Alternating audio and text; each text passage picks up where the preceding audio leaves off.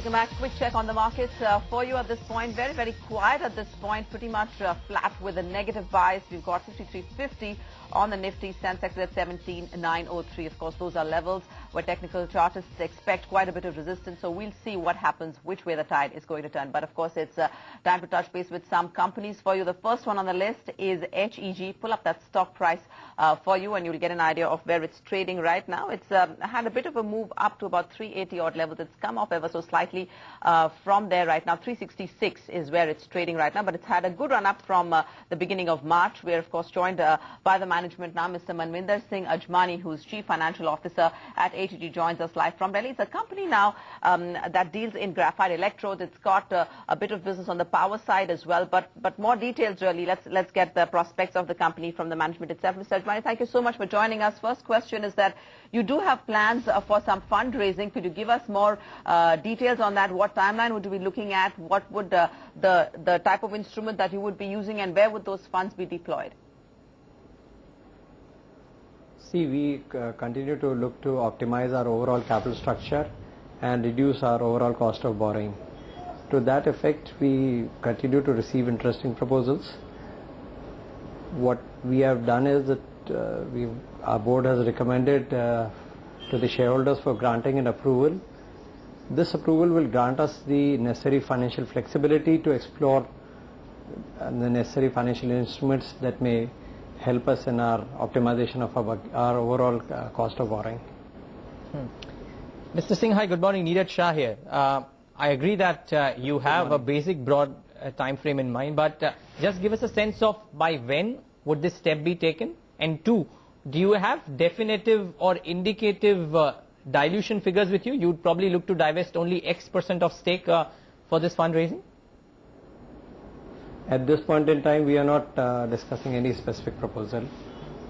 We have only taken the requisite flexibility in terms of examining different instruments that come our way and deciding upon the right instrument and the right quantum to raise money.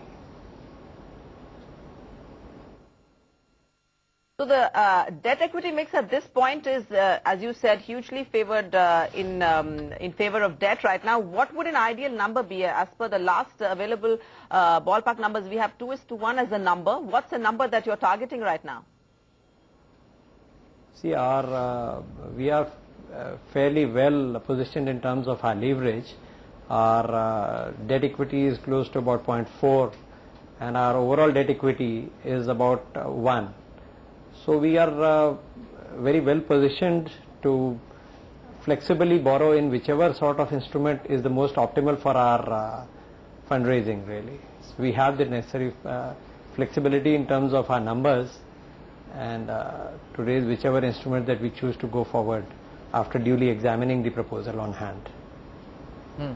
Sure. Mr. Singh, take us to the business momentum right now. We learned that the main raw material, that is needle coke, there's a bit of a shortage that a lot of analysts are pointing towards. One, is it true? And two, as a result of that, could there be any kind of an impact that you would see on your margins? See, needle coke indeed at the peak times of 2008 was indeed in short supply, but the subsequent decline in the market has led to a situation where needle coke is fairly comfortably available at this point in time. Should the steel market go up the way it had in 2008, and we expect that it will take at least a couple of years to get there, then we could look at a situation where needle coke supplies may come under a bit of strain. At this point in time, we don't see the strain in availability, and we enjoy a very good long-term relationship with our needle coke vendors, and we are well positioned to leverage those relationships. Mr. Singh, power has become a space where pretty much all corporates want to have huge exposure. You yourself have got a 29% stake in Bhilwara Energy. What are your plans on that front? Are you looking to exit that stake, maybe give some money out, sell out to some private equity investors and use that money in your main business, or are you looking to expand your energy initiative in some other way? See, we would like to retain this share, and we are of the considered view that gradually as this more and more projects of Bhilwara Energy come on stream, and if they go forward with a good private equity deal or for an IPO, it will unlock the value of HEG's holdings in Bhilwara Energy, and so it will help unlock the value, and it will probably be reflected in the stock price of HEG as well. We would hope for that as well, Mr. Singh. Since you've brought that up, just take us through the updates. I mean, we just read a report in our paper recently about the plans being finalized for the IPO. Probably 3,000 crores is what Bhilwara Energy is looking to raise. Is there a particular timeline that Bhilwara has in mind? I'm sure you have some indicative idea. See, I believe they are at this point in time considering all alternatives, whether private equity or IPO. And once the alternative is finalized, it's zeroed on, and then probably we'll come out with public on this. By when would this happen, Mr. Singh? In the next few months. Which would be next 2 to 3 months or slightly over that? I hope so. You hope within the next 2-3 months would the IPO or the private equity deal of Bhilwara Energy would pass through? I mean, it would reflect on the stock prices of HEG for sure.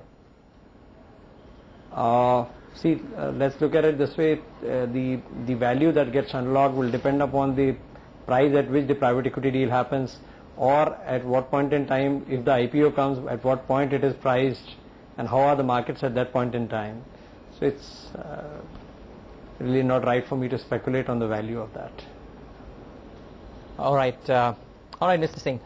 Appreciate you taking the time out today and joining us. Many thanks for giving us that Thank perspective, and all the best with your value unlocking in Bhilwara Energy as well. There, also joining us is our senior editor Andy Mukherjee with a brand new show. Stay tuned to ET Now.